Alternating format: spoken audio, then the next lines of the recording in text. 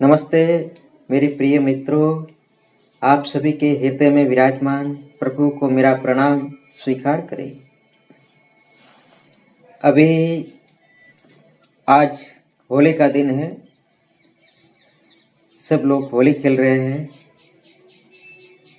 और हम लोग भी हमारे ईश्वर के साथ, हमारे प्रभु के साथ, हमारे प्रीतम प्रभु परमात्मा के साथ में होली खेल रहे हैं, रंग बरसा रहे हैं।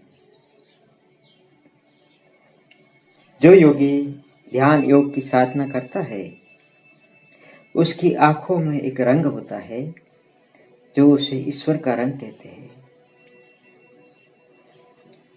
सूफी फकीर जो होते हैं वो उसको नूरे प्रकाश कहते हैं।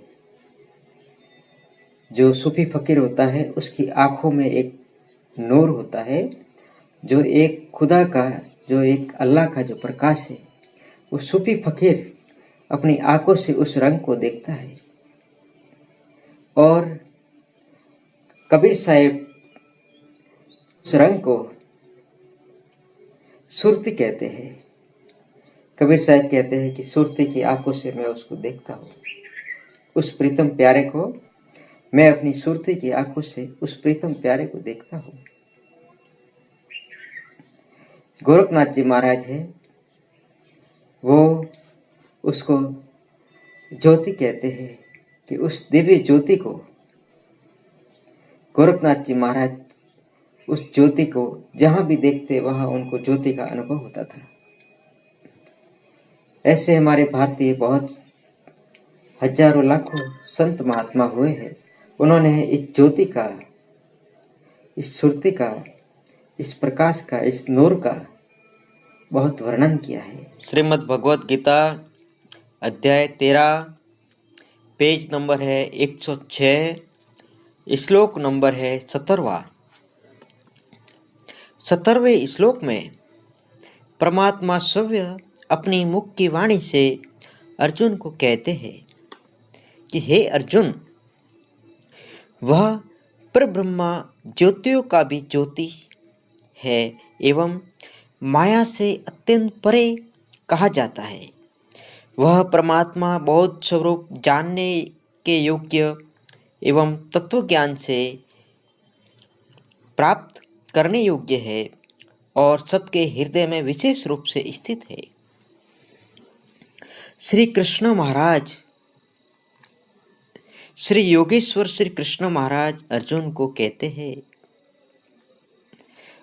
उस ज्योतियों का ज्योति जो ईश्वर है उसकी महिमा का वर्णन करते हैं।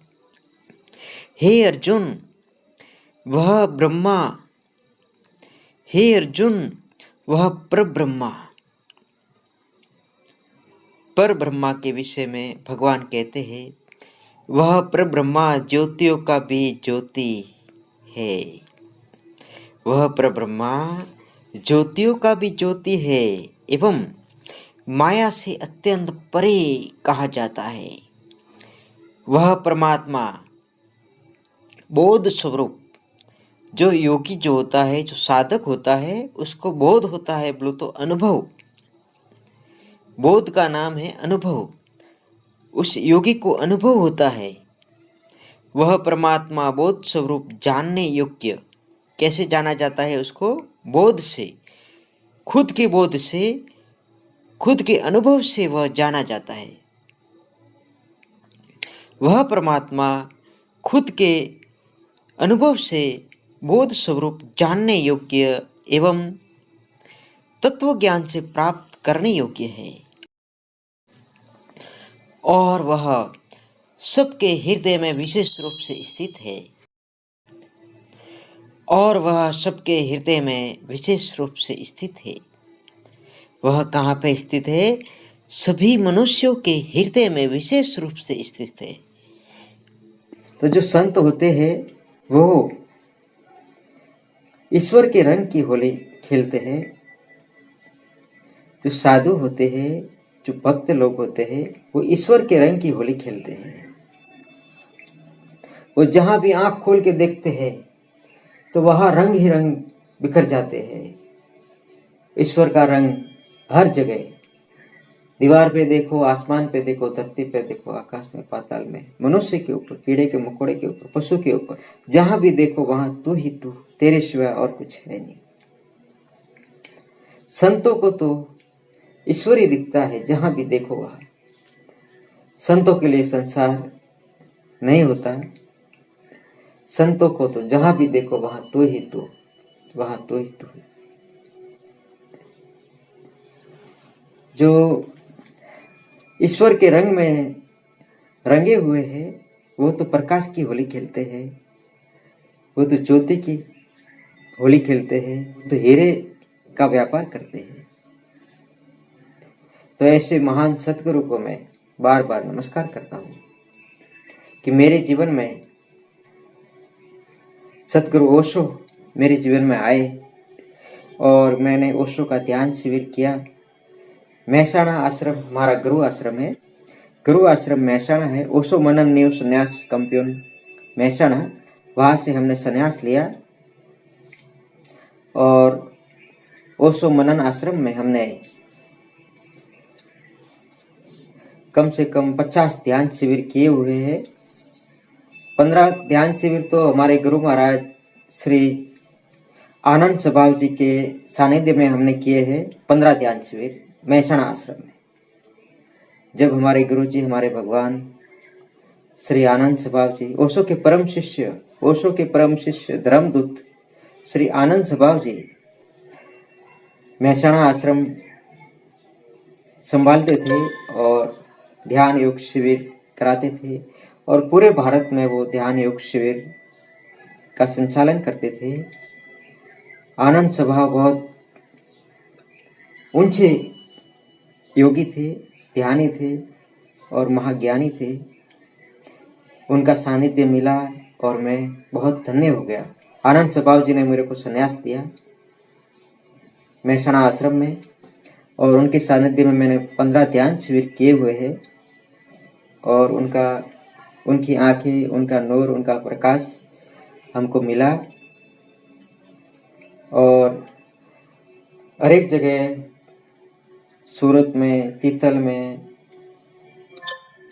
जूनागढ़ में, बहुत जगह हमने ध्यान शिविर किए हैं भगवान सदगुरु ओशो के।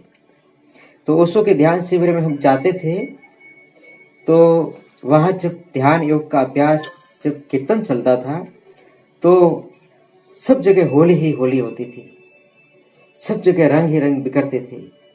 इतने सन्यासी, जहाँ ध्यान शिविरों में 500 से 1000 तक सन्यासी होते हैं। तो जब कीर्तन चलता था तो जितने भी सन्यासी होते हैं वो सब अपनी आंखें बंद करके कीर्तन ध्यान करते हैं और शरीर नाचता है लेकिन मन शून्य हो जाता है। शरीर तो नाचता था लेकिन मन बिल्कुल शून्य होता था। कीर्तन चलता था, आधा घंटा, पौना घंटा, 1-1 घंटे तक कीर्तन चलता था। तो उसके बाद में शरीर नाचता था लेकिन उस योगी के पास में, उस कीर्तनकार के पास में अपना मन नहीं होता था, मन बिल्कुल शून्य हो जाता था।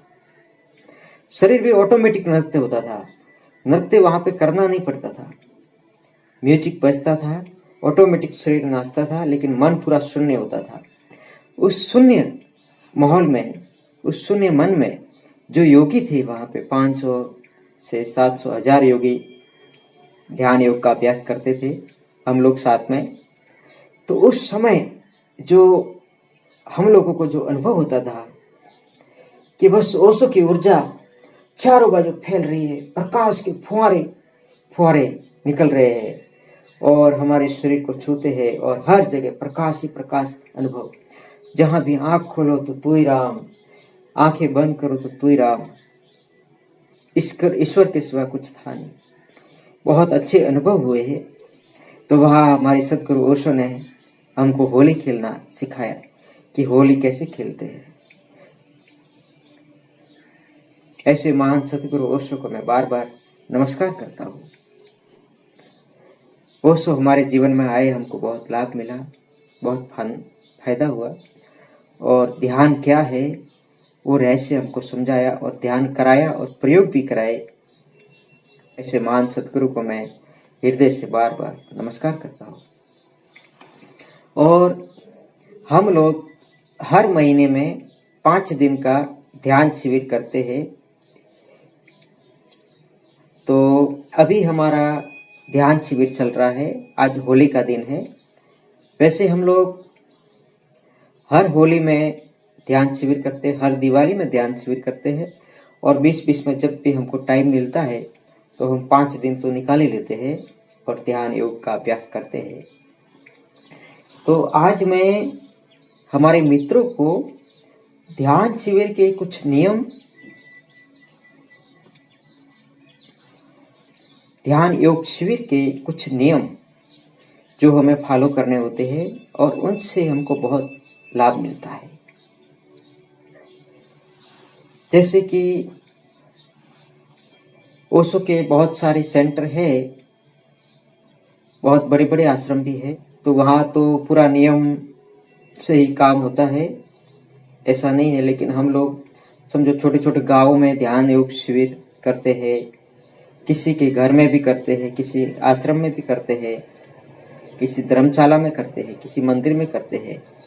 तो जैसे कि 5 लोग, 10 लोग, 6 लोग, ऐसे हम लोग अभी ध्यान शिविर का आयोजन करते हैं। तो उसमें कुछ नियम जरूरी है कि जैसे ही हमने 3 दिन या 5 दिन का समय ध्यान योग शिविर के लिए दिया है, तो उसमें ध्यान योग शिविर में जितने भी ध्यान होते हैं सुबह से लेकर के शाम तक, तो सभी ध्यान योग शिविर में हर एक साधक को रहना जरूरी है, तो ही लाभ मिलेगा। ऐसा नहीं कि 2 ध्यान कर लिए उसके बाद में गायब और किसी काम में उलझ जाना। ऐसे जो साधक करते हैं तो उनको पूरा लाभ नहीं मिल पाता। तो अभी से हमारे ध्यान शिविर के कुछ नियम है, उनको पूरा फॉलो करना चाहिए। जैसे कि सुबह शरीर शुद्धि के लिए जो ध्यान होता है भस्त्रिका से चालू होता है, और दूसरे जो भी ध्यान है ओमकार की ध्वनि है। पूरे दिन में जो भी ध्यान की जो प्रक्रिया होती है सक्रा साउंड ध्यान है। जैसे ओशो के आश्रम में हमेशा की तरह सुबह सक्रिय ध्यान होता है, 11 बजे नादपुरम ध्यान होता है, शाम को 4 बजे कुंडलिनी ध्यान होता है, शाम को 6 बजे व्हाइट रूप संध्या सत्संग होता है। ये 4 ध्यान तो रेगुलर चालू ही रहते हैं, इसमें तो कोई संशय नहीं। लेकिन बीच बीच में कुछ और भी ध्यान है भगवान ओशो के, वो हम करते हैं। जैसे कि सक्रा साउंड है, ओमकार मेडिटेशन है, और भी अलग अलग मेडिटेशन है भगवान सदगुरु ओशो के। और जो ध्यान का जो शिविर संचालन करते हैं वह खुद भी अपने तरफ से अनेकों ध्यान करवाते हैं। तो साधक को चाहिए कि हर ध्यान में वह मौजूद रहे, तैयार रहे। सुबह से लेकर के रात तक बस ध्यान शिविर में सिर्फ ध्यान ही करना है, ध्यान को छोड़ के और कहीं जाना नहीं। जो सत्संग चल रहा है उसको सुनना, प्रश्न उत्तर करना और ध्यान योग का अभ्यास करना। यह पहला नियम है ध्यान योग शिविर का। दूसरा है कि ध्यान शिविर जब चलता हो तो जैसे कि यह घर है कि कोई आश्रम है कि कोई मंदिर है, जहां भी ध्यान शिविर चलता हो उसी बाउंड्री में 5 दिन या 3 दिन का जो ध्यान शिविर होता है उसमें रहना है। उस बाउंड्री को छोड़ के कहीं भी बाहर न जाना। जैसे कि थोड़ा मैं कोई काम करके आ जाता हो तो ध्यान की बाउंड्री को छोड़ के जो बाहर चले जाते हैं तो पूरा माहौल खराब हो जाता है। जैसे बाहर गए, उसमें कोई किसी लोगों ने कुछ बोला, किसी लोगों ने कुछ बोला, किसी विषय के ऊपर बात हो गई, फिर उनका माइंड खराब हो गया, फिर वह घर पे आके माइंड बहुत खराब रहता है, 2 दिन तो उसको सहन नहीं पड़ता। ऐसी अवस्था में वो ध्यान शिविर का माहौल पूरा बिगाड़ देते हैं। तो जब भी ध्यान शिविर में कोई आए या ध्यान शिविर का आयोजन कराए तो उन लोगों को जैसे कि 5 दिन ध्यान करना है या 2 दिन या 3 दिन, तो उस समय के लिए वह सिर्फ ध्यान के लिए ही जिए, बाकी सब कामों की छुट्टी ले लेवे। अगर वो छुट्टी नहीं ले सकते तो इससे अच्छा तो कि ध्यान शिविर में भाग लेना ही नहीं, ध्यान शिविर करना ही नहीं चाहिए। करो तो पूरा समय ध्यान शिविर को दो, रात दिन। अगर पूरा समय नहीं दे पाते तो ध्यान शिविर करने से कोई लाभ नहीं मिलता। फिर ऐसा लगा है कि क्या टाइम पास हो गया, फालतू का टाइम खराब हो गया। लेकिन अगर पूरा समय अगर आप 3 दिन का या 5 दिन का दोगे, बिल्कुल समय इधर उधर नष्ट नहीं करोगे, पूरा समय ध्यान को दोगे, तो उन साधकों को जो लाभ मिला है वह बहुत अनमोल है। वह सभी को ही पता है, ऐसे कहने से कोई लाभ नहीं। तीसरा है नियम कि जो भी ध्यान योग का जो प्रयोग चालू है वह वर्तमान में रह करके प्रयोग करना, फल की इच्छा न करना, सिर्फ कर्तव्य धर्म समझ के ध्यान योग का अभ्यास करना हमारा कर्म है, हमारा धर्म है। ध्यान योग से फल मिलता है कि नहीं मिलता वो ईश्वर पे छोड़ दे, ध्यान लगता है कि नहीं लगता वो भी ईश्वर पे छोड़ दे। हमें सिर्फ ध्यान का प्रयोग करना है। ऐसा नहीं समझना कि हमें ध्यान करता हो लेकिन मेरे को ध्यान तो लगता ही नहीं, तो हम ध्यान क्यों करें। ध्यान ऐसे नहीं लगता है। कई वर्षों से हमारा मन संसार में बाहरी वातावरण में घूमता रहता है। कई ऐसे विषय होते हैं उसमें जकड़ जाता है मनुष्य का मन। फिर वह ध्यान में बैठता है तो उसे ध्यान नहीं लगता, विचार बहुत आते। फिर वो सोचता है कि ध्यान ही नहीं लगता तो हम ध्यान क्यों करें। तो ऐसा ना सोचे, ध्यान योग का प्रयोग चालू रखे। ध्यान योग का प्रयोग करने से, एक ध्यान करने के बाद 2, 3, 4 ध्यान करोगे तो धीरे धीरे धीरे मन शून्य होने लगेगा, मन शांत हो जाएगा और आपको ध्यान भी लगेगा। लेकिन आप ऐसे कहोगे कि ध्यान ही नहीं लगता तो हम ध्यान क्यों करेंगे, तो फिर उस गहराई तक हम नहीं जा सकेंगे। ध्यान तो करना ही होगा, भले उसका फल मिले कि नहीं मिले वो ईश्वर पे छोड़ दे। ध्यान योग का प्रयोग करोगे तो पहले ध्यान, दूसरा दिन, चौथा, 5वां, 6ठा ध्यान में तो आपको ध्यान जरूर लगेगा। यह मेरा अनुभव है, क्योंकि शुरुआत में मैं भी मैसना आश्रम में जाता था ध्यान योग शिविर में, तो पहला दिन तो ऐसे ही जाता था, ध्यान लगता ही नहीं था। पहला ध्यान किया, दूसरा, तीसरा, चौथा, फिर दूसरे दिन में धीरे धीरे ऊर्जा पकड़ती थी। दूसरे दिन शाम तक ऊर्जा पकड़ जाती थी और तीसरे दिन तो पूरा होली के रंग के फुहारे निकलते थे। तीसरे दिन हम जो संन्यास दीक्षा का समारोह होता था, उसके बाद में शिविर पूरा होता था, तो मुझे अहमदाबाद आने की बिल्कुल इच्छा नहीं होती थी। जैसे कि ये स्वर्ग है, ये परमात्मा का घर है, इधर आनंद ही आनंद है, इस आनंद को छोड़ के मुझे घर नहीं जाना है। वहाँ पे बहुत झंझट है, बहुत से मन मिलाप है, अशांति है, तो आश्रम छोड़ के जाने की इच्छा नहीं होती थी। ऐसे ध्यान योग शिविर करने से अनुभव जरूर होता है, लेकिन प्रयोग चालू रखें। ऐसा नहीं है कि भाई ध्यान नहीं लगता तो हम ध्यान क्यों करें, ऐसा नहीं। ध्यान का प्रयोग करें, फल ऑटोमेटिक मिलेगा। वह प्रकृति, वह परमेश्वर जो ईश्वर है, वह ध्यान का प्रयोग करने से ऑटोमेटिक अनुभव में आता है। यह संतों का अनुभव है। तो अभी ध्यान योग शिविर चल रहा है और हम सब लोग ध्यान योग कर रहे हैं, तो यह जरूरी था, इसलिए मैंने इसकी सत्संग की और बहुत ही गहराई से पूरे समय में ध्यान में रहे, हर समय ध्यान योग शिविर में रहे, हर एक ध्यान करे, सुबह का, दोपहर का, शाम का, रात का, एक भी ध्यान को छूटे नहीं। संसार के काम तो 3 दिन के लिए, 5 दिन के लिए न करेंगे तो चलेगा, लेकिन यह ध्यान शिविर में जो ध्यान के अनुभव होंगे वह हर दिन नहीं मिलेंगे। वह कभी 2 महीने में, 4 महीने में, 6 महीने में, 12 महीने में एक बार हमको जो 5 दिन या 3 दिन मिलते हैं इसका पूरा पूरा लाभ लेवे तो ही इसका फल हमको पूरा मिलेगा। अगर ध्यान छोड़ छोड़ के हम बाहर चले जाएंगे, फिर कहेंगे कि हम कोई ध्यान में मज़ा नहीं आया, कि ध्यान नहीं लगा, तो फिर उसमें दूसरे का कोई दोष नहीं होता, सभी का ही होता है। तो जब भी ध्यान शिविर करे तो पूरे समय में रात दिन ध्यान को लिए दे देवे तो इसका फल आपको जरूर मिलेगा। जय गुरु महाराज, जय गुरु महाराज, जय गुरु महाराज, जय गुरु महाराज।